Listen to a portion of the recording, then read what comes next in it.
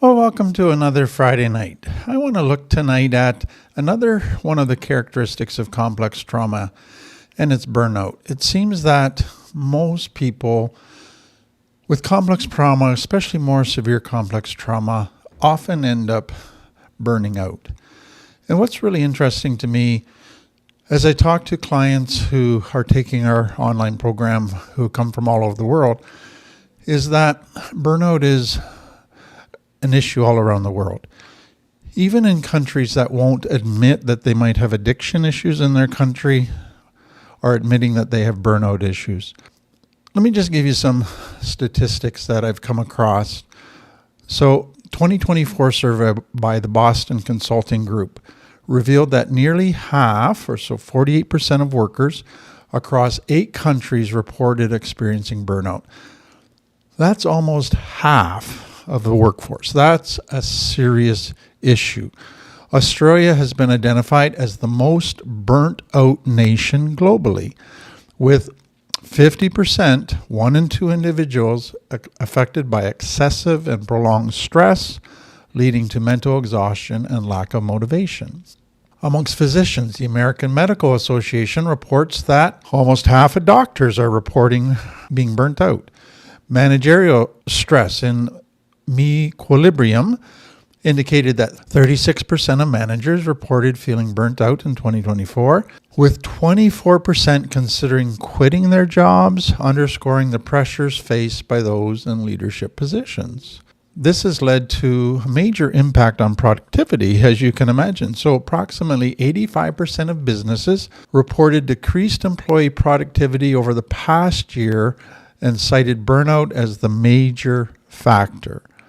Even among businesses with higher productivity, 64% acknowledge burnout's negative impact. So causing huge problems in the workforce for companies to be productive, to be profitable. So we're seeing it's a huge problem in our world today. Just to break this down, and some of you will find this interesting, millennials, so people 27 to 42, are reported to be the highest level of burnout at 55% of millennials claiming to be burned out. Amongst Generation Z or Z, ages 18 to 26, about 51%. Generation X, 43 to 58, about 32%. And baby boomers, age 59 and older, about 24%. So the younger generations are the ones struggling with burnout the most. And then amongst genders, the rate of women experiencing burnout increased to 42% in 2024, up from 38% the previous year, while the rate for men decreased to 30% from 33%. So what we're seeing is a growing gender gap, more women experiencing burnout than men. So again, what's always interesting to me when we get into discussions of burnout, and we're going to really explore this today, because I think so much of burnout, the root issue is really a complex trauma issue. But when you talk to people as to what is the cause of their burnout, what are the contributing factors, here's what they say. So the primary contributors to burnout amongst Canadian professionals included heavy workloads due to understaffed teams, so 52% claim that. Lack of communication and managerial support, 42% claim that. Missing tools or resources required to perform their jobs effectively, 39% claim that. Now, why this is such an important topic for me is because I've gone through a major burnout. It was really the lowest part of my life. It was a turning point in my life. It's actually what eventually led me into this field. And so I have firsthand experience. But what I want you to understand is that when I was going through burnout, so this is 30 years ago, I didn't even know it was burnout. I didn't even have the knowledge, the doctors didn't have the knowledge to diagnose it correctly. And I didn't even begin to realize that it was connected to my own complex trauma. It took me years to be able to figure that out. And once I began to see it, it was like, wow, it all makes sense. But I spent many years chasing all kinds of things to explain why I was so tired, why I was just really struggling, had depression issues, etc. And so what I have begun to realize as I've worked in this field is our culture still often misdiagnoses burnout. So they will call it something else, or they just look for an explanation that's based on your external circumstances. You got too much stress, your job's not good, your marriage has got too much conflict, got too much financial worry. All of those externals are said to be the contributing main causes of your burnout.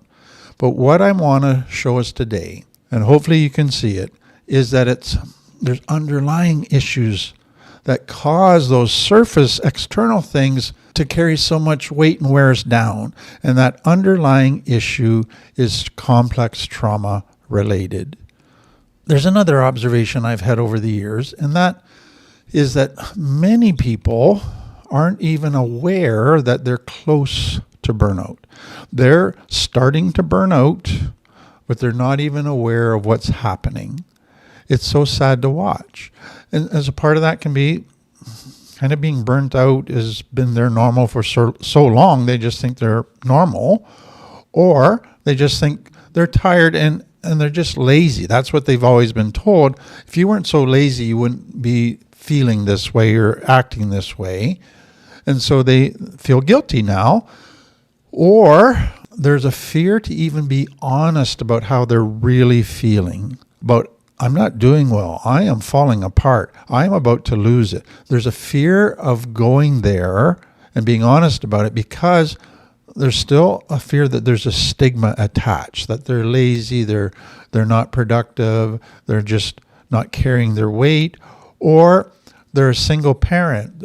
And it's like, if I burn out, what's going to happen to my kids? So I can't be honest about it. How will I pay the bills? Will my kids be taken from me? I have to fight this, which ends up making it worse. So let's begin with a definition of burnout. So burnout is a state of chronic, so ongoing physical, emotional, and mental exhaustion caused by prolonged and excessive stress. It often arises when individuals feel overwhelmed, emotionally drained, and unable to meet constant demands. It might be helpful for you to make a distinction into kind of two types of burnout. They're connected, but sometimes we see the one before we see the other. And that is emotional burnout and physical burnout. So just because so many people don't even know that they're burning out and don't know how to detect the warning signs that they're burning out or the indicators that they have burned out, let me just walk through a bunch of symptoms that you might have that are indicating you're on your way to burnout or you have burned out. And you can just go through these. And if you have a lot of these true of you, then you need to be looking at the possibility that you're on your way to burnout or you have burned out. So physical symptoms. Persistent tiredness. Even after a good night's sleep, you wake up tired. Sleep issues. You have difficulty falling asleep, staying asleep. You sleep for a couple hours and then you're awake the rest of the night. You don't feel refreshed after you sleep. And then headaches, muscle tension. So frequent aches in your neck, shoulders, back, that can be a key indicator. Frequent illness. So your whole immune system is just run down. And so you have more colds, infections, other ailments. Or appetite changes. So you're not hungry. You just don't have an appetite, or you just want to eat all the time. Then some emotional signs. So increased irritability, frustration. You just don't have patience with people. You get angry over the smallest little things. Or you have this growing anxiety inside of you. You're just constantly on edge, constantly wanting to avoid or run. Or you have a low mood, kind of early signs of depression. There's a bit more hopelessness, a bit of apathy, just not feeling very positive. Or a detachment, a sense of emotional numbness. You just don't feel. Or you just want to withdraw from people. You just don't want to be around anything. Or feelings of inadequacy, just growing self-doubt, growing feelings of failure, even in successful moments. Or you cry at the drop of a hat. All of a sudden you just watch a commercial on TV and you're bawling. Like, that's not your normal. There's something going on emotionally that you just don't have the normal emotional responses. And then for many, there's some cognitive changes that are happening as well. So you get a brain fog. You have trouble processing stuff, thinking of words. It's like you're walking in wet cement. Your brain is fuzzy and you have trouble concentrating, difficulty focusing on tasks, frequently losing your train of thought. Memory problems. You forget or struggle with stuff that happened just yesterday. Just your memory isn't as sharp as it normally is. Or now you're more indecisive. You just have trouble with choices, and you often feel very paralyzed in knowing how to make a choice and what's the right choice. Or you become more negative in your thinking. You dwell on worst case scenarios. You find fault with everything. You catastrophize. You're just very critical of everything. You just get in that very negative mindset. And then there's some indicators in your behavior. So you tend to start procrastinating. You avoid tasks, even very simple ones. You're just not motivated to do anything. Or you start withdrawing from friends and family and colleagues. You just isolate more. You don't want to be with people. Or you avoid going to work. How can I get out of work? So you call in sick more frequently, or you show up late or leave early if possible. Or some go the other extreme and they just push themselves, drive themselves, and they overwork. So now it's almost like I feel guilty. I'm so tired and I haven't been doing my job as well as I should. So I now need to drive myself, and they just work long hours in a robotic way. Or they start neglecting self-care. I'm going to stay up all night and work, and then they don't sleep, they don't eat, they don't exercise, they don't relax. They're unable to relax. Something just won't release inside of them and let go so they can relax. Then some relational indicators. So increased conflict in your relationships, more arguments, more tension is happening in relationships. We've talked about more irritability, but now there's some more anger outbursts happening. Then many just don't want physical intimacy anymore, or they want it all the time. Or you avoid problems. You just don't want to deal with anything. You just don't have the energy to deal with anything. So you really go into this avoid approach to life. Or you isolate. You just start pulling inward, withdrawing from others, not wanting to connect, not wanting to be present. And you become just very isolated internally, and then you isolate yourself in relationships and social settings. Some develop a real resentment within relationships. You feel unappreciated. You feel overburdened by that your friends don't have your back, your friends aren't supporting you properly, and you develop a real resentment. Then there's decreased performance and engagement. And so there's just this lack of motivation starts settling in. You just don't have the energy. So you lose enthusiasm for tasks often that once inspired you. And that results in reduced productivity. You just struggle to complete tasks. You can start stuff, but just can't get around to finishing it. Or you just develop this total disinterest in work, in all the hobbies that you used to enjoy. And then again, you procrastinate. And then just greater and greater cynicism. So you're just growing in this negativity, pessimism. You just see the worst in situations, the worst in life, the worst in people. You disengage, you become very sarcastic and even hostile about life and about people and about relationships. So there's just this growing negative cynicism. So I want to talk about what causes burnout. So I'm going to look at it at 3 levels. So I'm going to start with what people talk about, and it's the external circumstances. Then I'm going to go below that, and then down to the complex trauma stuff that really, in my mind, sets up people to burn out. But let's look at what people would say are external circumstances, and these definitely contribute. These definitely feed into leading to burnout. So they do need to be talked about.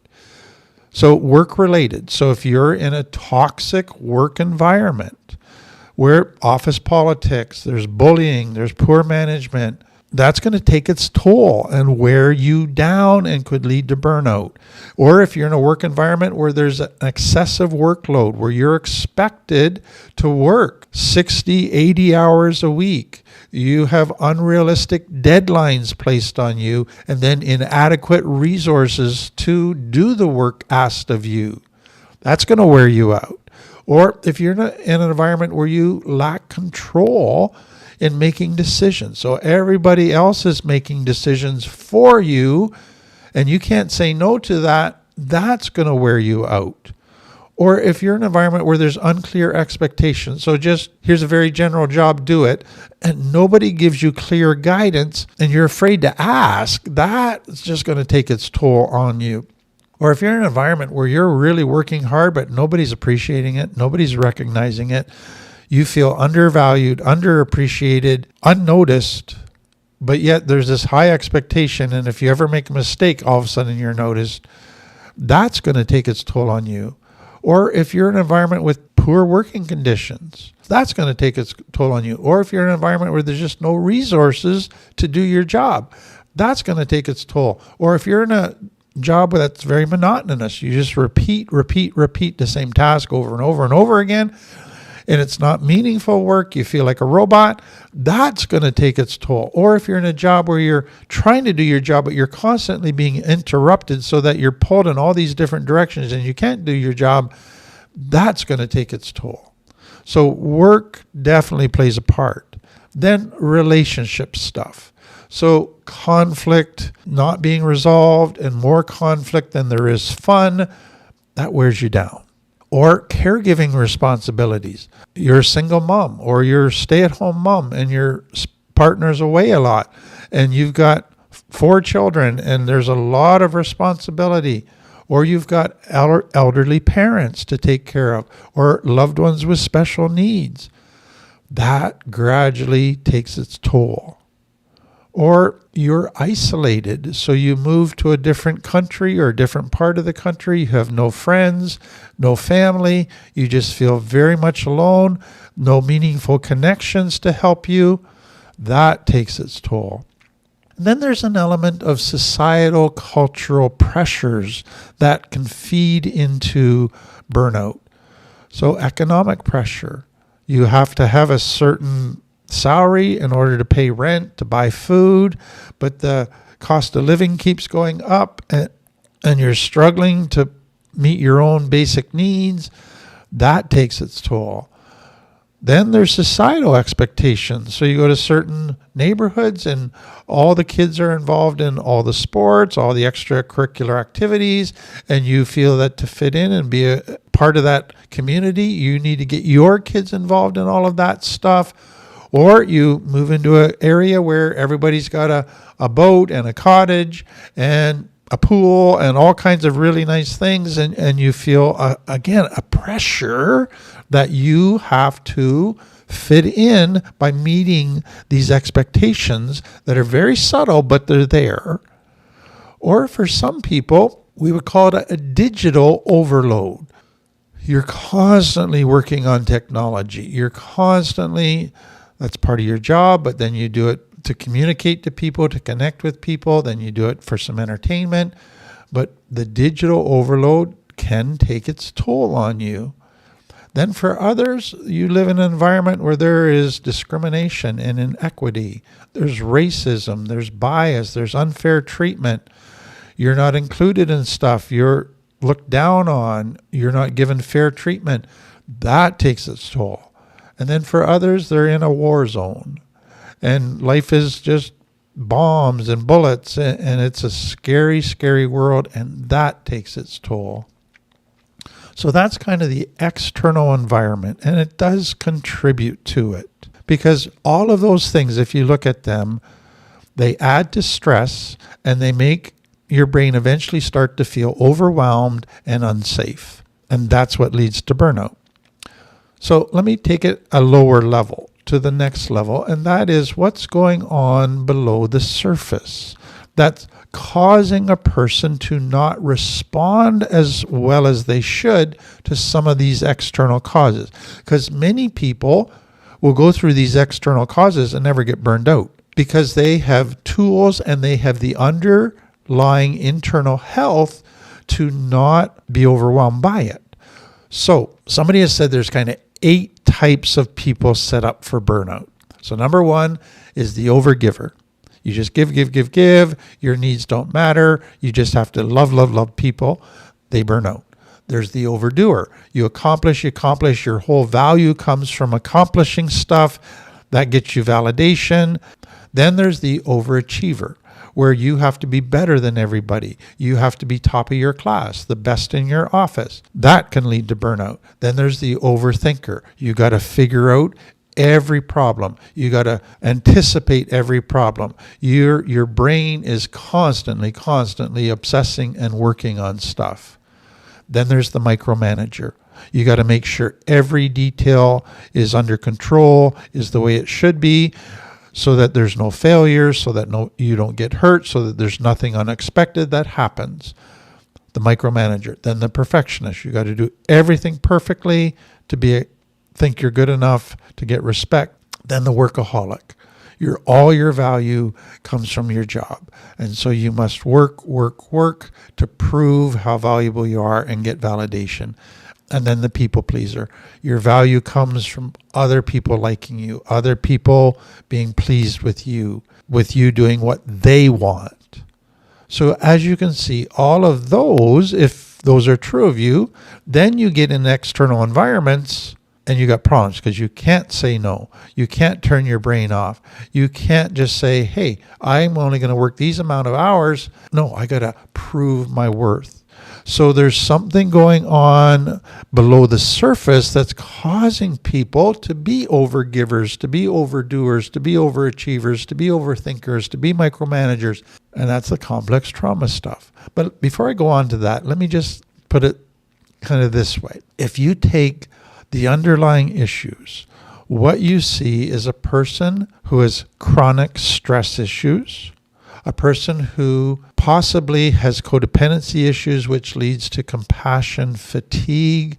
So they're so exposed to other people's sufferings and they don't know how to detach from that and it burns them out. Or they have boundary issues, so they don't know how to say no. They don't know how to set good boundaries or enforce boundaries. Or they don't know how to take care of themselves. They can meet everybody else's needs, but they don't know how to meet their own needs, or they feel guilty for meeting their own needs.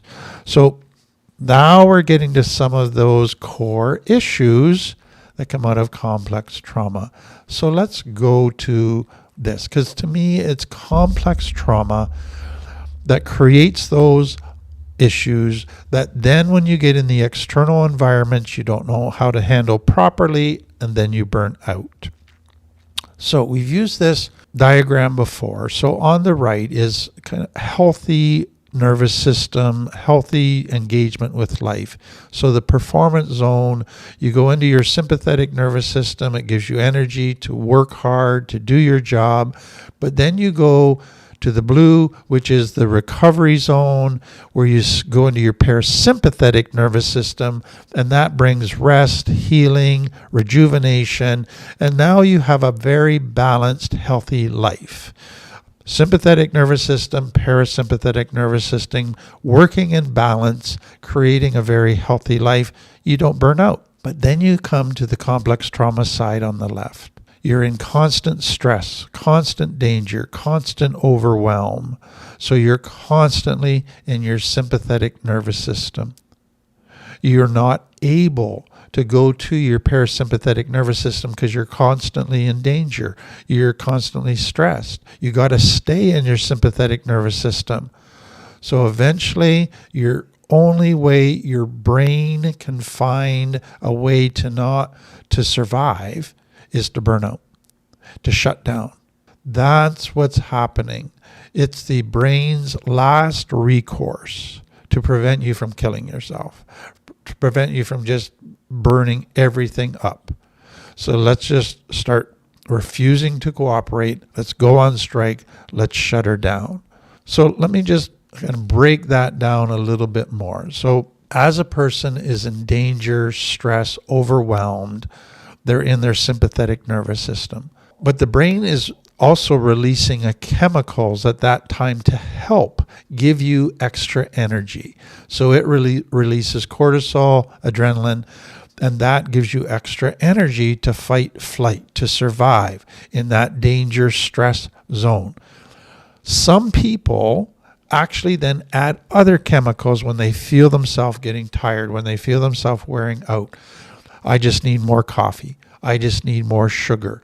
Their body begins digging into all of its energy reserves, trying to keep you going. So what you can see is you're trying to fuel this energy. You're trying to put stuff in the gas tank, but it's not healthy stuff. Your body is drawing on reserves that it has. You keep just pushing yourself, but never letting yourself rest, never letting yourself go to your parasympathetic nervous system. Now, it's important to understand is that a lot of people actually, there's something in them that likes this, digging deeper. They get a rush out of it. They feel in the zone when they dig deeper. And so they go along with this. Some people even get to the point where they're so tired, they're so exhausted that they now resort to drugs. So this is where people turn to crystal meth. They turn to cocaine. It gives them energy. It's a stimulant drug that helps them keep going. Okay, so that's happening. The body's burning out. You're doing everything you can to keep it going, but all of those are only hurting the body even more. The brain is basically saying this person is refusing to go into their parasympathetic nervous system, or they can't because life is too dangerous and stressful. I need to help.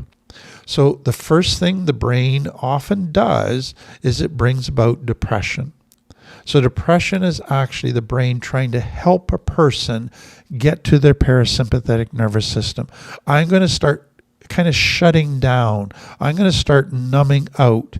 I'm going to take the motivation away from life to help you get to your parasympathetic nervous system. Sadly, for many people, they're depressed now, but they keep pushing themselves. No, I got to do this. I got to keep going. I got to keep going. So they ignore that, the brain's attempt to help them, and keep pushing. And so eventually the body then just goes on strike. We can't go anymore. We're exhausted. We're just falling apart. We're saying no. We quit. And that's burnout. The body is no longer cooperating with what the brain wants to do. So if you've gone through that and you've pushed yourself for a long time as you were getting warning signs that you were in trouble, but you kept pushing yourself, what then happened? So that basically you've gone into not just burnout, but you've been living in trauma, in complex trauma for a long period of time. So there's a whole bunch of negative ramifications that come out of this. So number one is you created a default setting through all those years of being in an unsafe environment, a stress environment, an overwhelming environment where you were in your sympathetic nervous system all the time. That became your default setting. That became what feels normal. So now, if you were to go to your parasympathetic nervous system, that just feels boring. that just feels dead. There's something in you that wants to go back to being in your sympathetic nervous system all the time because that feels alive. And so that's where people become addicted to chaos, because that gets them back into their sympathetic nervous system and makes them feel alive. So that default setting is no longer a healthy balance between sympathetic and nervous system. Your default setting is now an out of balance nervous system, and that's dangerous. The second thing is, because of being in danger for so long in complex trauma, your stress system is now easily activated. So now in recovery, you can go through a situation and the slightest bit of increase in stress can send you right back into your sympathetic nervous system and start all of those other dynamics in motion. There's another thing that's happened through all of those years of doing that and that have led to burnout, is that complex trauma has constantly created an internal message that I'm not good enough. I must be an imposter. I'm a failure. I'm a loser. I don't have value. Others are going to reject me if they see the real me. A shame belief develops. And that then actually causes people to have that next layer. So if you look at those 8 types of people, the people pleaser, the perfectionist, all of them are trying to solve shame. If I just work harder, I'll have value. If I'm an overachiever, I'll have value. If I please everybody, I'll have value. If I am perfect, I'll have value. If I overthink everything and figure everything out, then I'll have value. All of those are trying to solve shame. There's another default setting that I want you to understand. So you got a default setting of a sympathetic nervous system that's always activated. But with that, you got a default setting now of shame and a default setting of fear. Because of living in danger so long, I'm pretty sure something bad's going to happen. I'm pretty sure that the other shoe's going to drop. I'm going to fail. I'm going to get rejected. I'm going to get hurt. I'm going to get abandoned. I'm going to be disrespected. And so I'm constant anxiety about all the bad things that could happen because they happened in the past. They happened and caused my complex trauma. That anxiety takes a ton of emotional energy. Then there's another piece that comes out of complex trauma for a lot of people, and this was part of my burnout, and that was some bad teaching.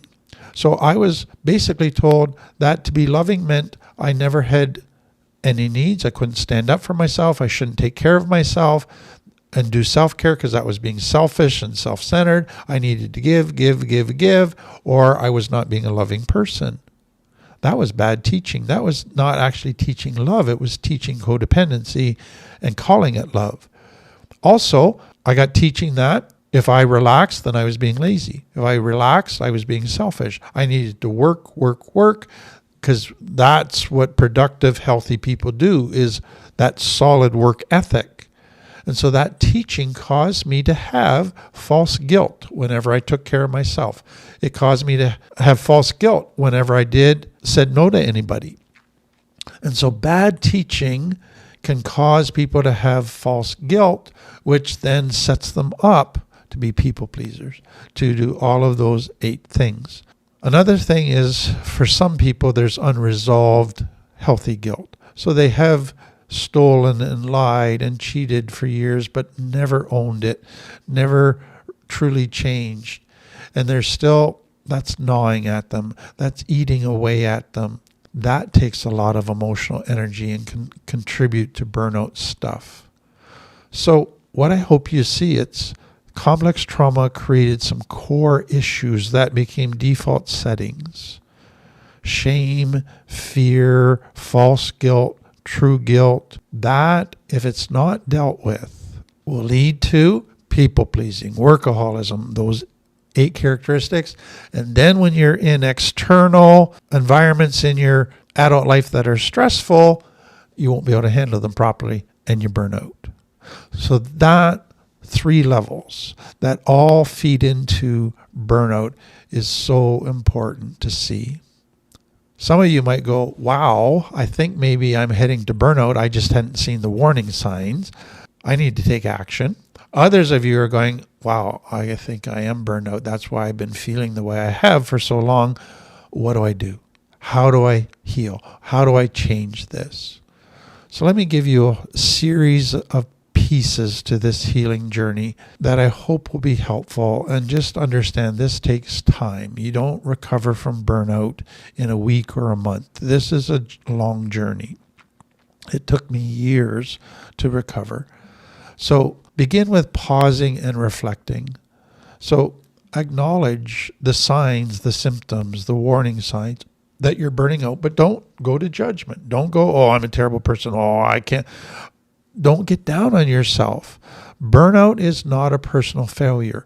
Burnout is, I didn't get the tools and internal stuff I needed to handle life. Don't punish the child for what you're experiencing today. Secondly, identify stressors. So what is on the external causing me the most stress right now, that's using the most emotional energy, that's causing me to feel overwhelmed? Is it my job? Is it my relationship? Identify that. But then go to the underlying issues. What is this showing about my wounds, my trauma? What patterns am I seeing? What core issues are feeding into the way I'm responding to these external stressors? That's where I need to heal. That's where I need to learn healthy tools. Because if I just deal with external stressors, but I don't change that deep core stuff, I'll just be back where in the exact same spot a month from now. I gotta get to understand what are the core issues here. Let me emphasize again, the key attitude in healing from burnout is self-compassion. The old approach of I just need to push myself harder. I just need to be hard on myself. That's not going to work here. You have to flip that and become compassionate to yourself. I hope you see one of the biggest things to heal if you're going to ever deal with this whole burnout problem properly is your shame. Because so much of what drives burnout is shame issues. Heal your shame. And again, our course Lift spends so much time in helping people understand their shame and heal their shame. It is just such a core central issue. What you're then going to need to do is some very practical stuff, and you're not going to be able to do it unless you heal your shame. First is you're going to have to become really good at boundaries. So when I was coming out of burnout, what I began to realize is, why wasn't I setting boundaries as well as I should? Well, there was some bad teaching and there was some shame issues. So if I did not learn to set boundaries, I would just burn out again. That meant I needed to heal some shame issues and correct some bad teaching, but then I had to get really good at saying no. I had to get really good at figuring out what I could handle, what I couldn't handle, and setting boundaries to protect myself and keep myself safe. And that wasn't just activities, that was allowing people into my life. Certain people, no, sorry, can't come in. Certain people wanted deeper friendships. No, can't do that. Going to stay superficial friendship. All of that became so important. And so that, again, the false guilt is that bad teaching. I had to go back to confronting some of the lies that I was taught as truth that I had believed that set me up. And that took a lot of work. Next that I had to do was become an expert at mindfulness. So part of what happens when you're pushing yourself, when you're digging deeper, is you actually become unaware of your body sensations, a lot of your emotions. You disconnect in order to survive. Now you have to get good at connecting again. And I had to learn to spend time every day just, what am I feeling? What emotions are going on? What is the severity of those emotions? Is it a 1 out of 10 or a 10 out of 10? I had to begin to listen to my emotions, but listen to my body as well, and listen to the sensations that my body was experiencing, pain in my body. Then the next thing I had to do was I had to reevaluate my priorities. So I can't please everybody. Who then is the most important people that I please? What need to be the priorities of my life? Because I have limitations. I can't do everything. I am not Superman with a cape. I need X amount of sleep. I need to be in decent physical shape. Because if I'm not, then a lot of my symptoms come back. I need a certain amount of downtime every day. Those are the priorities. I need to do things every day that feed my soul. I need to develop a routine and habits that meet my 12 needs. That has to be my priority, because what I realized is you can't pour water from an empty cup. If I don't take care of myself, I'm no good to anybody. I can't give to anybody.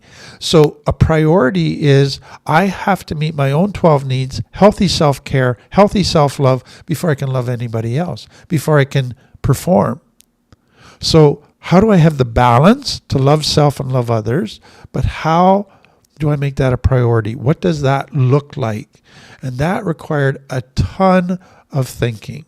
What I also did in a very practical way is every time I got a request from somebody, would you do this for me? Would you come and speak at this? Often my initial response would want to be just say yes. Then everybody's happy, excited. But what I realized is if I did that, then often I get too busy again. Too much on my plate, get stressed out. So I just started saying, would you give me a couple of days to think about it and I'll get back to you. That helped me so much. And then I would talk to somebody about it, like my wife or somebody that knew me well, and just say, I got asked to do this. I'm undecided. What are your thoughts? And get their feedback. So if I can just restate this, but I'm going to do it because it's so important. What I realized was my life is built on a foundation. And that is, if I don't get good sleep, everything falls apart. If I don't meet my 12 needs, everything falls apart. So I had to prioritize my physical, emotional needs that were so essential for everything else. It all was built on that. And so just realize that your self-care is this important foundation. Then it was very important for me to reach out for some help. I couldn't just solve this on my own. I needed friends, I need family, I needed a therapist, I needed resources and books and videos to watch that just helped me to understand all that led to my burnout, tools for getting healthy again. Just take advantage of resources and get yourself plugged into key resources. Then it's really important to understand that there's been so much research that's developed in the last few years in this area. And so it's realizing that when a person is burnt out, often top-down approaches where you just learn new information, they have value, but they're not sufficient. You have to have some bottom-up approaches. You have to do activity-type therapy. So somatic therapy, polyvagal therapies, things that help calm your nervous system, rebalance your nervous system, get you into your parasympathetic nervous system, bring healing to your body that helps then heal your emotions. And we've done talks on all of these different types of therapies, but just begin to look into those type of somatic therapies that are very helpful for you. So it leads to one final question. And I get asked this all the time. Does a person who's burnt out ever fully recover? And I go, yes and no. So from my own experience, I recovered in the sense that I got stable again. I was able to be productive again. I was able to be what I wanted to be in many senses. But it's not that I'm 100% recovered. There's, I think, some permanent damage that has come out of that burnout experience. And part of what that is if I'm now in a stressful situation for too long, I just go downhill like really quick. All my old symptoms come back in a heartbeat. So I'm fragile. There's a fragility there. I'm vulnerable. I have limitations that I never had before.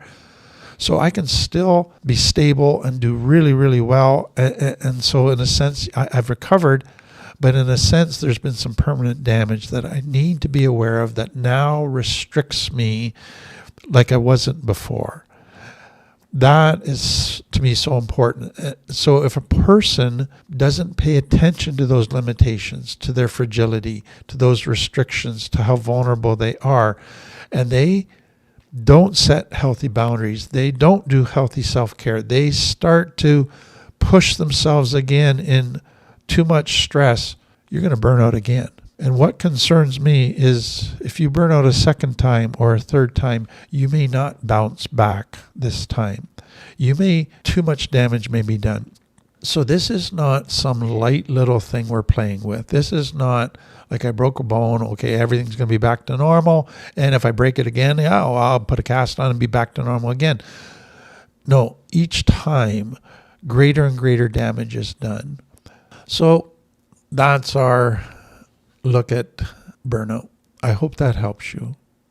I hope for those of you who are on the way to burnout, who are burned out, you do get some hope from this. You do get some insight into what caused it, where you need to focus your healing attention.